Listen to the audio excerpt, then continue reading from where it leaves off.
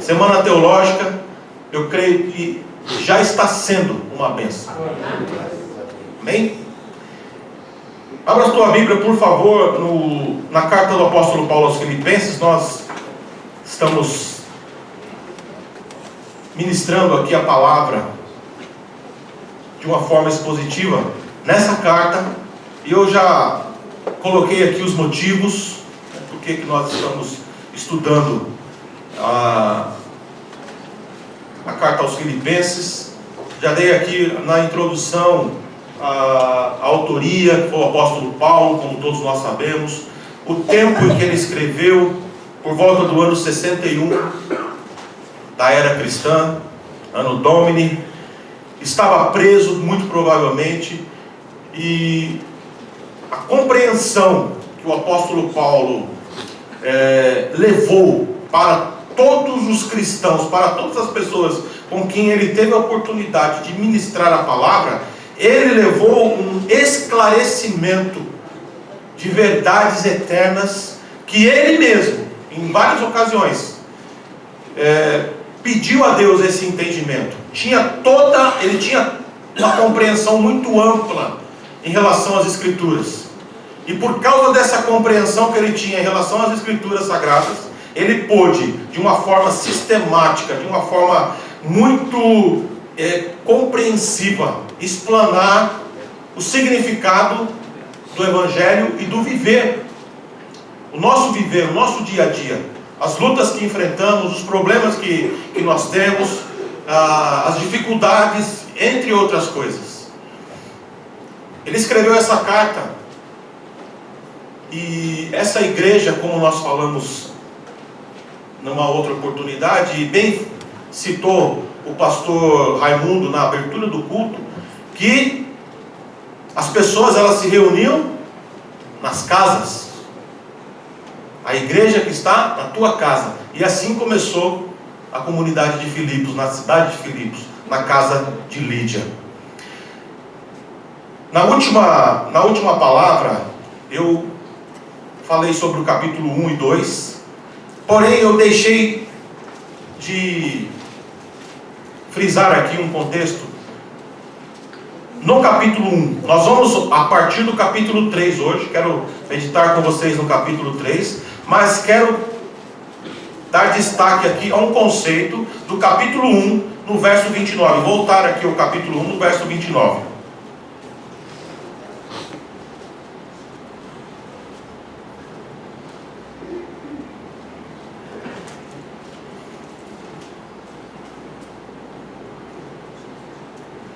Porquanto, por amor de Cristo, vos foi concedida a graça, não somente de crer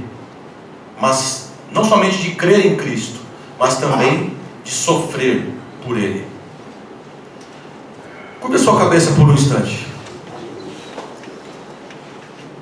Soberano Deus, eterno Pai, que o Teu nome seja santificado, que o Teu nome seja exaltado. Pai, em nome de Jesus Cristo, nós pedimos agora que o Teu Espírito Santo seja o nosso Consolador, aquele ao qual o Senhor mesmo disse que seria o Espírito que levaria as nossas dores, as nossas orações até o Teu trono.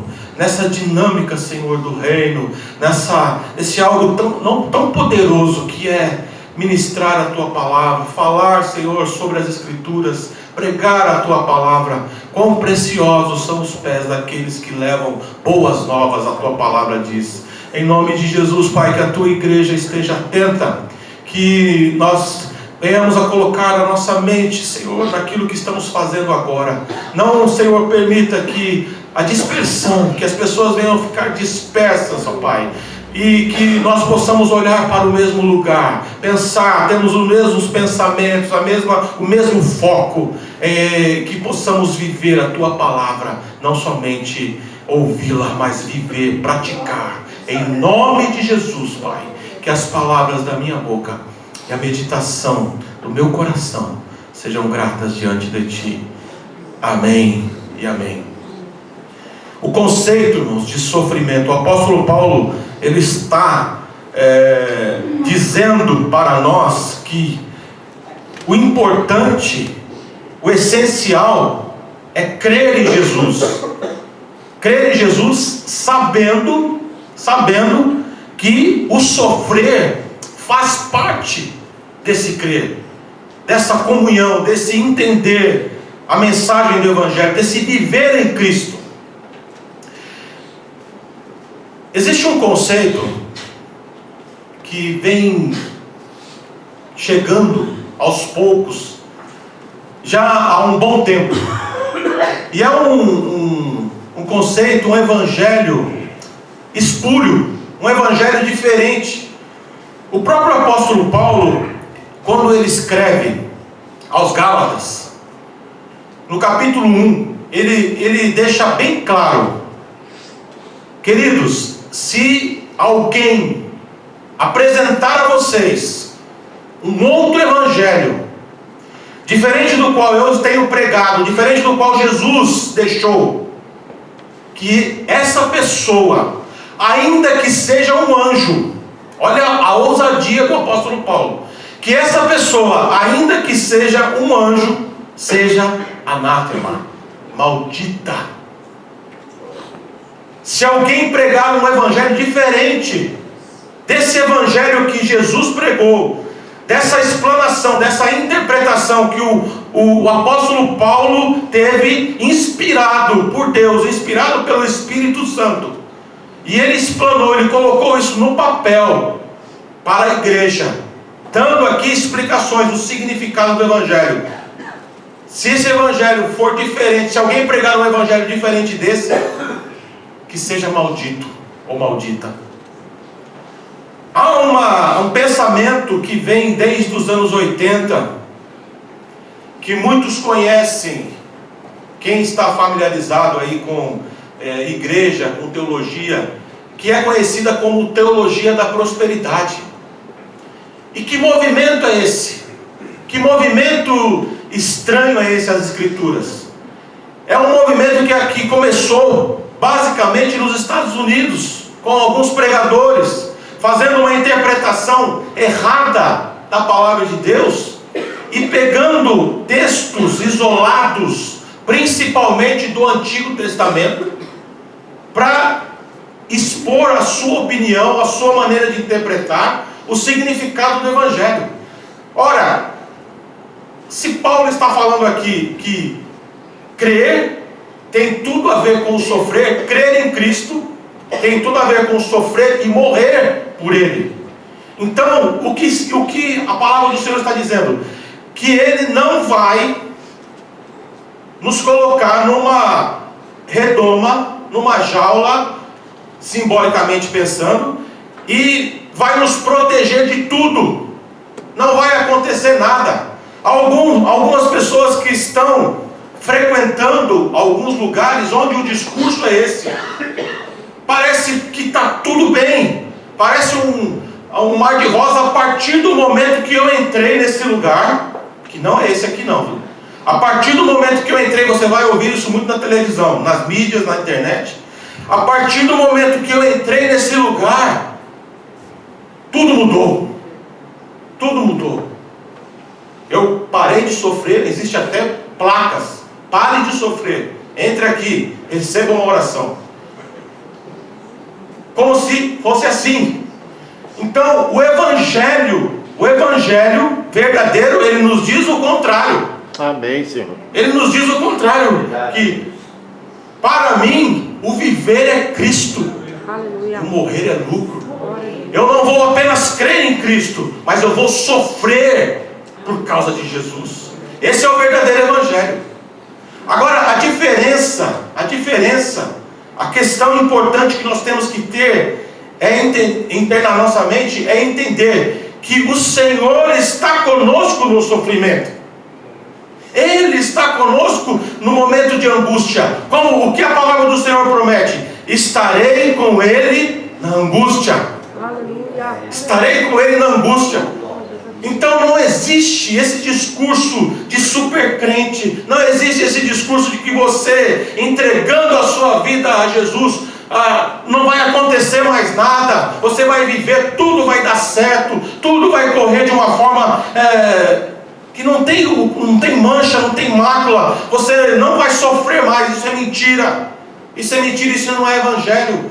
Você pode então, o que está escrito em Deuteronômio capítulo 28, no verso 13: o Senhor te colocará por cabeça e não por cauda.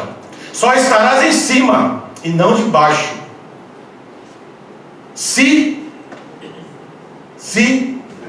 obedeceres aos mandamentos que hoje te ordeno, para guardar e cumprir. Ainda assim, o Senhor não está dizendo aqui, vocês não vão, porque essa palavra, ela foi direcionada ao povo de Israel. Podemos pegar essa palavra para nós? Sim, claro que podemos.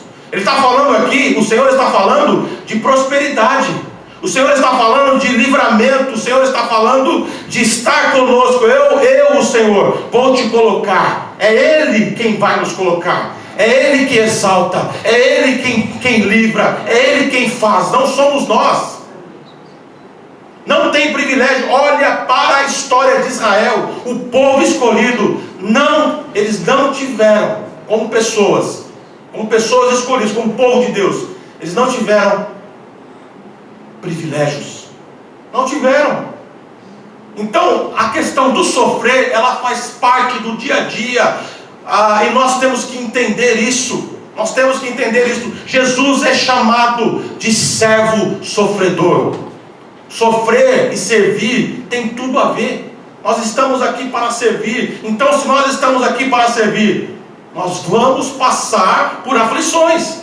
Ele mesmo disse: no mundo vocês passarão por aflições. Mas qual o segredo? Tem de bom ânimo. Eu venci o mundo. Olha para a história de Israel, irmãos. Povo escolhido de Deus. Mesmo aqueles que não se afastaram, mesmo aqueles que não prevaricaram, que não pecaram, que não desobedeceram a Deus, passaram pelo sofrimento. Passaram. O que foi o exílio? Muitas das pessoas que foram para a Babilônia, elas não estavam fora da presença de Deus. O exemplo, que é o exemplo de Daniel, foi levado cativo, sofreu, passou dificuldades, mas o Senhor estava com ele no sofrimento. Deus estará conosco na angústia, Ele estará conosco no sofrimento. Ele vai acalmar o nosso coração, Ele vai nos mostrar o caminho. Porque se nós somos mais do que vencedores, para que nós sejamos mais do que vencedores, nós precisamos passar por uma luta, nós precisamos passar por um desafio, nós precisamos passar por coisas, vivendo. Por isso que nós somos mais do que vencedores, por causa do sofrimento. O apóstolo Paulo diz que a tribulação que nós passamos, ela é leve e momentânea, vai passar, mas ela tem um peso de glória. Ela tem um peso de glória. O que significa isso? É o Senhor nos moldando a cada dia. Aleluia. É o Senhor nos moldando a cada dia. Deus mostrou para o apóstolo Paulo coisas que ele não pôde falar. Levou-o até o terceiro céu, como ele mesmo menciona. E o Senhor mostrou coisas lindas para ele. Coisas que os santos já estão vivendo. Pessoas já que foram salvas, que estão sendo salvas, que já estão vivendo. Nós estamos vivendo um pouquinho aqui. A cada vez que nós cultuamos ao Senhor, a cada vez que o Espírito Santo de Deus se manifesta, a cada vez que alguém é curado, a cada vez que alguém recebe do Senhor uma bênção e se alegra, porque o importante é nós nos alegrarmos com os outros. Aleluia. Esses dias eu estava conversando com o Alex, eu disse: o verdadeiro cristão, ele se alegra com o outro, com o que o outro recebe, com a prosperidade do teu próximo. Você se alegra. Você tem que se alegrar. Então, O Senhor mostrou coisas maravilhosas para o apóstolo Paulo. E ele deixou bem claro, para que eu não ficasse soberbo em relação às revelações que o Senhor me deu. Para que o orgulho, para que esse pensar, como eu disse agora, de que eu sou um privilegiado, de que eu sou um escolhido, no sentido de orgulho, no sentido de que nada pode me tocar. A palavra do Senhor diz, e o apóstolo Paulo diz que ele enviou Satanás para bater, simbolicamente, para que aquele espinho da carne, aquele sofrer, o apóstolo Paulo sempre viesse a lembrar. E ele nas suas orações, ele começa a questionar isso. Ele começa a questionar, a falar com Deus, a pedir ao Senhor. E o que o Senhor responde ao apóstolo Paulo? A minha graça te basta. A minha graça te basta. O que é graça, irmãos? Esse favor imerecido.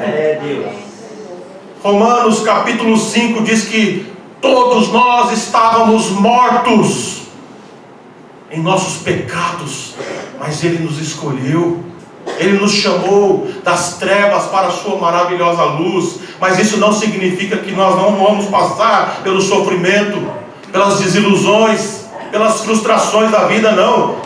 Mas como eu acabei de dizer, Ele estará conosco na angústia. Porque para mim, o viver é Cristo e o morrer é lucro. Não vivo eu, mas Cristo vive em mim. Jesus, em Mateus capítulo 16, no verso 24 e 25, ele diz assim: perder a vida não é viver para si. Aquele que quiser ganhar a sua vida, ele está dizendo, aquele que quiser ganhar a sua vida, vai perdê-la. Mas quem perder a sua vida por mim, já ganhou. Já ganhou. Perder a vida, irmãos, significa literalmente você morrer por causa do Evangelho, como muitos morreram. Mas também entra no conceito daquilo que o próprio Jesus falou: quem quiser vir após mim, negue-se a si mesmo. Negue-se a si mesmo significa o quê? Eu vou negar os meus desejos, as minhas vontades.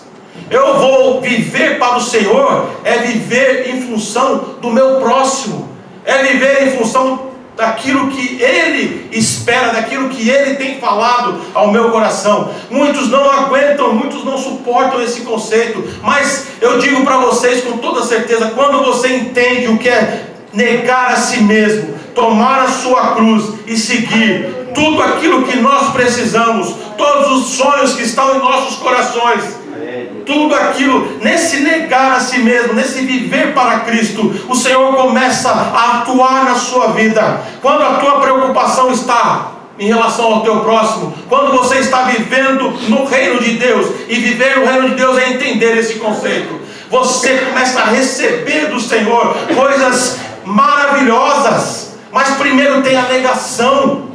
Viver para Cristo é não querer satisfazer as minhas vontades, as vontades da minha carne. Quantas pessoas ainda vivem assim, mesmo estando numa comunidade como essa, ou em outra comunidade, em outra igreja, ainda estão pensando como as pessoas pensam aí fora, ainda estão vivendo como as pessoas vivem aí fora, não entendem esse conceito de negar a si mesmo, não entendem o conceito de levar a cruz. Eu quero falar algo sério em relação a esse negar a si mesmo. O homossexualismo, ele existe. Ele existe. Sempre existiu. Quando Jesus esteve aqui na terra, ele existia. No livro de Gênesis, Sodoma sempre existiu. E Jesus, Em uma ocasião ele falou uma palavra, e ele falava por parábolas, né? Assim, às vezes ele não falava claramente.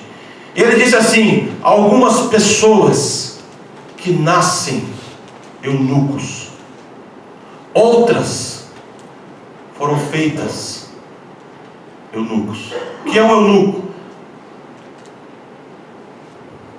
Lá na antiguidade, os reis, eles capavam, tiravam o órgão sexual dos homens e colocavam esses homens para guardar o harém. É o conceito mais básico de eunuco. E existiam muitos eunucos. Então, quer dizer, a vida sexual, o desejo, praticamente mexeu psicologicamente, não existe mais. Então, essas pessoas foram feitas eunucos. Os homens fizeram isso. Agora, quando Jesus fala que algumas nasceram, é uma opinião minha. São pessoas que nascem com essa tendência. Nascem com essa tendência ao homossexualismo. Não estou falando aqui de cura gay, não estou falando de nada disso. Estou falando da palavra de Deus. Aí eu quero entrar naquilo que Jesus falou, de negar, de sofrer.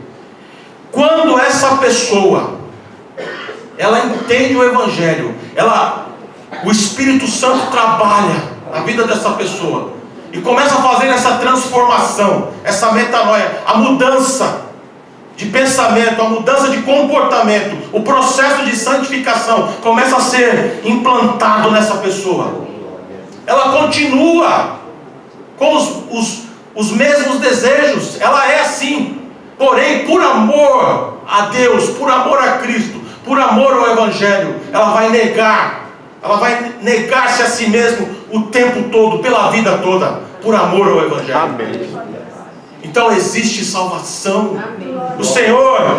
O desejo do Senhor é que todos os homens, todas as pessoas cheguem à compreensão desse Evangelho, que saibam que o Senhor ama, os humildes, que o Senhor ama aqueles a quem Ele escolheu antes da fundação do mundo. Não importa como é, não importa o que passa, a luta que as pessoas têm dentro de si. O próprio apóstolo Paulo diz: aquilo que eu quero fazer, aquilo que o Espírito Santo de Deus me toca, muitas vezes a fazer eu não faço, mas aquilo que a minha carne, aquilo que o meu jeito de ser, aquela coisa explosiva, eu não consigo dominar. Mas é essa luta constante, irmãos, que o Senhor está prometendo que Ele estaria conosco, que Ele estaria nos ajudando. Quando nós entendemos o conceito de domínio próprio, quando você começa a vencer nos pequenos detalhes, sabe aqueles detalhes que você fala: poxa, eu falaria dessa forma, eu agiria dessa forma, mas o Espírito Santo de Deus toca no teu coração e você muda.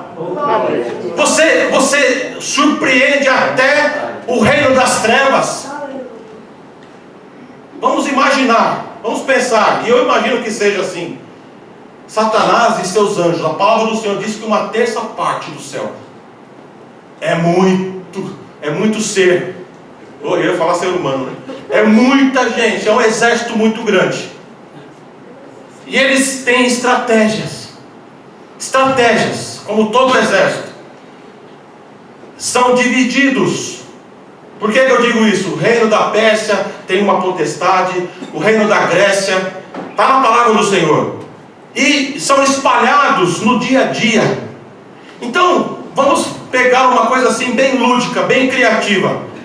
No nosso andar, a palavra do Senhor diz que os anjos do Senhor acampam ao nosso redor, mas que o inimigo das nossas almas, ele está ao nosso derredor, tentando nos tragar.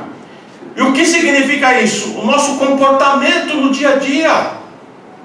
Então há uma plateia, espiritualmente pensando, há uma plateia de demônios olhando para a tua vida, olhando para a tua atitude. E quando você age como Cristo agiria, quando você fala como Cristo falaria, amém, Senhor. O que acontece com essa plateia? Puxa vida, não é que o cara está se convertendo mesmo?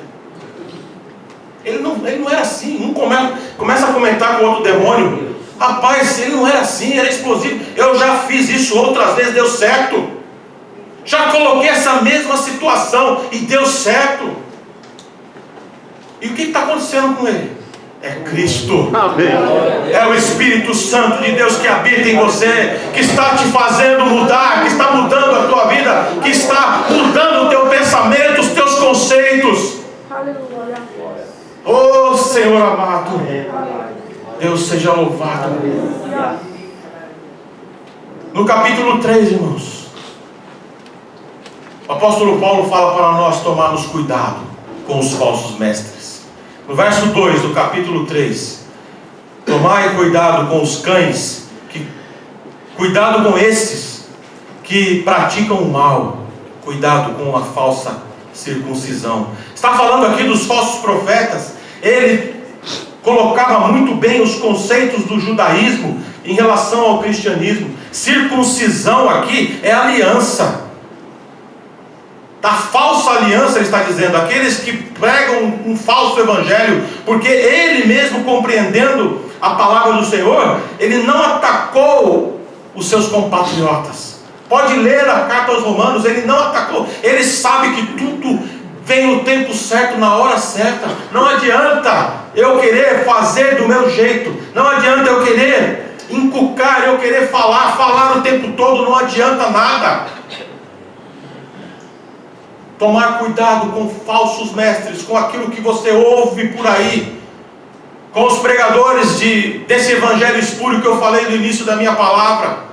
Toma cuidado, examina as escrituras, vá lá na palavra de Deus. Toma cuidado com essa falsa interpretação, ou com essa interpretação errada das escrituras. Nós temos que tomar cuidado. Eu não estou dizendo para você não mais colocar no pregador que você gosta de escutar. Não estou dizendo para você não ir mais na igreja que você se sente bem. Não é isso. Eu estou pedindo para você tomar cuidado com as falsas doutrinas, com esse evangelho que eu falei agora, que cria uns super crentes, que não pode acontecer nada, uma interpretação errada da palavra. Então nós temos que tomar cuidado com isso. Em segundo lugar, viver para Cristo, em Cristo, é perder, é deixar para trás tudo aquilo que o sistema, tudo aquilo que nos fascina, tudo aquilo que antes nos chamava a atenção. Como eu disse agora, algumas pessoas ainda estão fazendo o que faziam antes, mesmo escutando a palavra, mesmo vivendo na comunidade, ainda estão se comportando como ímpios, ainda estão se comportando como pessoas que não conhecem a Deus. Não faz a diferença. Se a palavra do Senhor diz, não se assente na roda dos escarnecedores, não quer dizer que você tem que se isolar, não é isso. Vamos entender bem. Nós temos que ser sal e ser luz, por isso temos que ir em vários lugares, temos que estar com pessoas. Mas quando quando as pessoas estão escarnecendo da palavra de Deus e de todo esse conceito de ética que o Senhor coloca para nós, principalmente no sermão do reino, quando estão deturpando a palavra de Deus, quando estão colocando tudo de uma forma sádica, de uma forma sarcástica, e o crente, aquele que conhece a palavra, está nesse meio, é nesse contexto que a palavra do Senhor diz, não sentem na roda dos escarnecedores.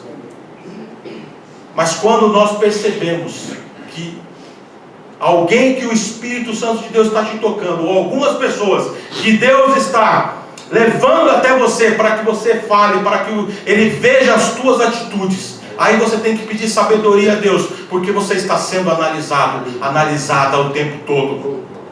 Lembra da plateia que eu falei agora? Da mesma forma acontece com Deus. Os olhos do Senhor estão em todos os lugares. Amém. No verso 7 e 8 do capítulo 3 diz assim: todavia, o que para mim era lucro, passei a considerar como prejuízo por causa de Cristo. Mais do que isso, compreendo que tudo é uma completa perda quando comparado à superioridade do valor do conhecimento de Cristo Jesus, meu Senhor, por quem decidi perder todos esses valores, os quais considero como esterco, a fim de ganhar a Cristo. Todas as glórias do mundo, tudo aquilo que o mundo nos oferece, aquela passagem da tentação de Cristo, eu quero que vocês pensem nisso. Ah, como pode isso? Deus permite muitas coisas, irmãos. Deus não quer robôs, Ele não quer pessoas sendo manipuladas. Entende esse conceito? O Senhor não quer manipular ninguém, ainda que Ele possa fazer isso, ainda que Ele possa, pensando humanamente, pegar no pescoço de Lúcifer e acabar com ele, mas Ele não faz isso, porque Ele é amor. Ele não quer pessoas servindo a Ele de uma forma obrigatória, de uma forma mecânica. Não, Ele quer coisas espontâneas, Ele quer sentimentos, Ele quer que nós desejemos, como Pedro escreveu a sua carta, que nós desejemos esse leite espiritual que Ele quer nos dar. Então, entrando mais uma vez no conceito de negar-se a si mesmo, viver para Cristo, Paulo está dizendo que as coisas que o mundo oferece não tem significado nenhum. Não tem significado nenhum. Todas as glórias, todo o poder, todos os focos, tudo aquilo que o mundo busca glória. As pessoas que estão no mundo, elas buscam isso, aparecer. O que é? Preste atenção. O que significa as redes sociais? Olha para as redes sociais. Quantas pessoas usam a rede social ou as redes sociais para mostrar, para se aparecer? É uma síndrome, nós podemos chamar de síndrome de aparecer. Vamos dar esse nome. Eu preciso aparecer. Eu preciso estar ali, colocar uma foto bonita, mostrar que eu fui em tantos lugares, que eu estou, fazer um check-in, essa é necessidade de mostrar. Aproveite a rede social para pregar o Evangelho. Aleluia. Aproveite a rede social para espalhar a palavra de Deus. Esse narcisismo. Vocês sabem o que significa narcisismo? A pessoa que o tempo todo fica no espelho. Como eu sou linda, como eu sou maravilhosa. Vou colocar uma foto aqui. Qual que é o meu melhor lado? Acho que é o esquerdo. Não fiquei bem nessa foto. Que necessidade é essa? Aproveite a rede social para pregar o Evangelho.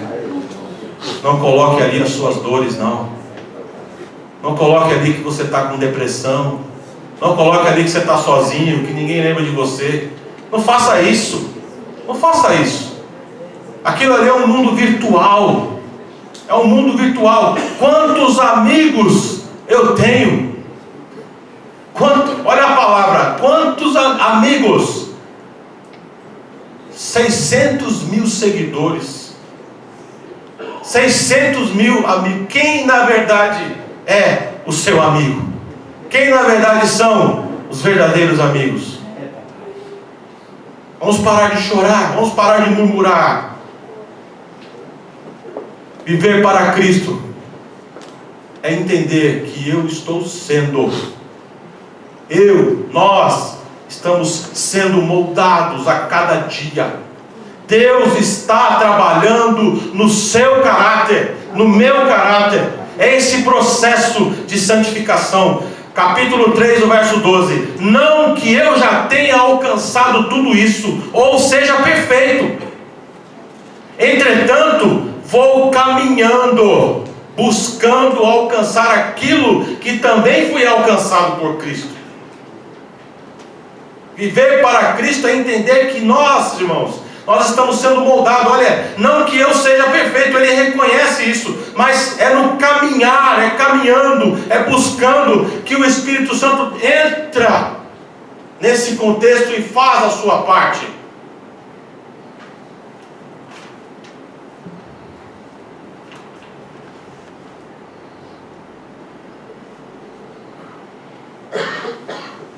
Em quarto lugar,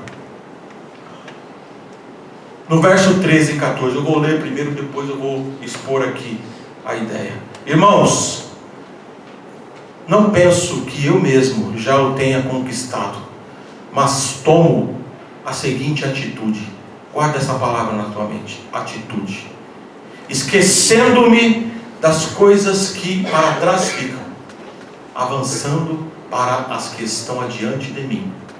Apresso-me em direção ao alvo, a fim de ganhar o prêmio da convocação celestial de Deus em Cristo Jesus.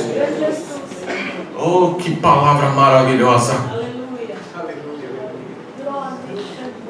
Primeira coisa, irmãos, atitude. Atitude. Não penso que eu mesmo já tenha conquistado, mas tomo a seguinte atitude. É isso que o Senhor espera de nós. É isso que o Senhor espera de nós. Que nós tenhamos atitude. Mudar. Fazer diferente.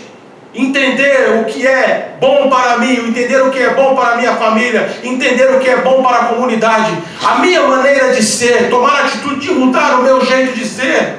As palavras que eu falava, aquilo, o jeito que eu tinha, como eu era, é isso que o apóstolo Paulo está falando.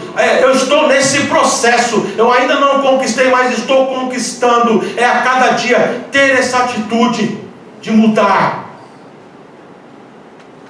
Tudo que começa com eu, é meu. Deixa eu explicar melhor. Eu estou cansado. De quem é o problema? É meu. Eu sou um mau administrador. De quem é o problema? É meu. E o que vocês, o que o teu próximo, o que o teu vizinho tem a ver com isso? Não. Quem tem que resolver? Sou eu mesmo. Isso é atitude. Isso é atitude. O Simpson, uma vez ele disse, não sei se a palavra é problema, a culpa. Ele disse assim: a culpa é minha, mas eu coloco quem eu quiser. Se ela é minha, eu coloco em quem eu quiser. Evangelho espúrio, mentira. Se a culpa é minha, a culpa é minha. Eu não posso culpar o outro por aquilo que eu estou vivendo hoje, por aquilo que está acontecendo na minha vida hoje. Eu plantei e eu vou colher. E quantas pessoas vivem nesse mundo do Simpson, colocando a culpa no outro? O problema é meu. Eu tenho que resolver. Eu e o Senhor. Ele está conosco na angústia. Que problema gera angústia? Problemas que nós criamos geram angústias, coisas ruins. Mas Ele está conosco na angústia, esperando a minha atitude de mudar, de orar, de andar com Ele. É isso, irmãos, que nós temos que entender. Mudança de atitude. Aí ele continua: esquecendo-me das coisas que para trás ficam, eu avanço. Você hoje conseguiria colocar uma calça de quando você tinha 18 anos?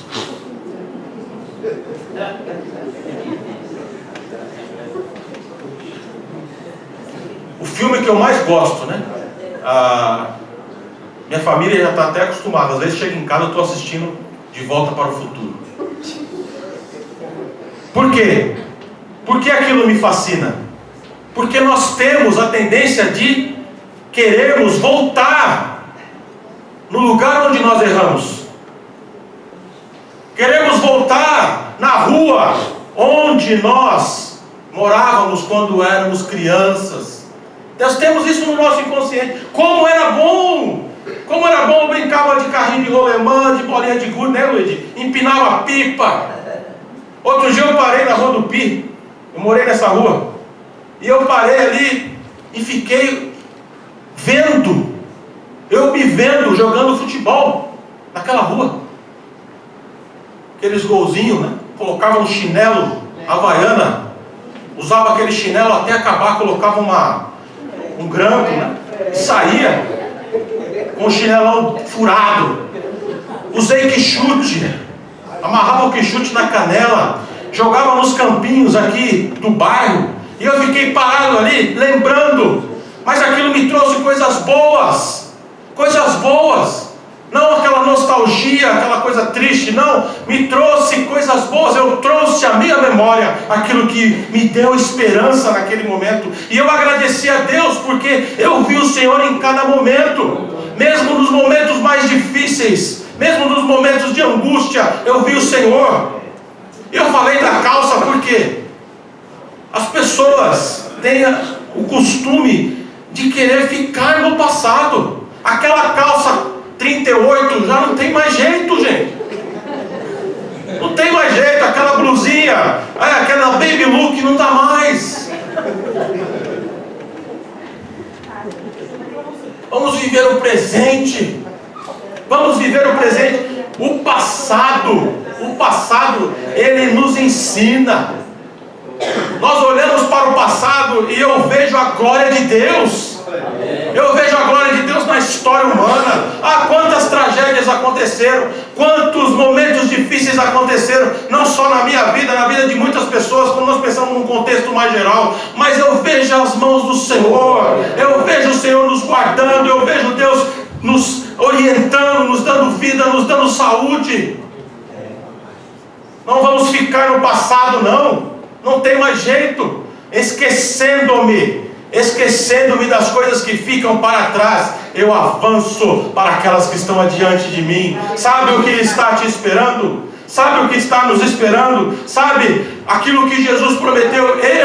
Eu vou para o Pai, mas eu não vou deixar vocês órfãos. Eu enviarei um outro Consolador, e esse Consolador ele vai nos convencer do pecado, do juízo e da justiça de Deus. E em outra ocasião ele disse: eu vou para o Pai preparar mansões celestiais. Vocês estarão comigo. Eu estou indo primeiro, mas eu vou encontrar vocês. Eu vou encontrar a minha igreja. A igreja está sendo preparada, adornada. Você faz parte dessa igreja. O Senhor está cuidando de você.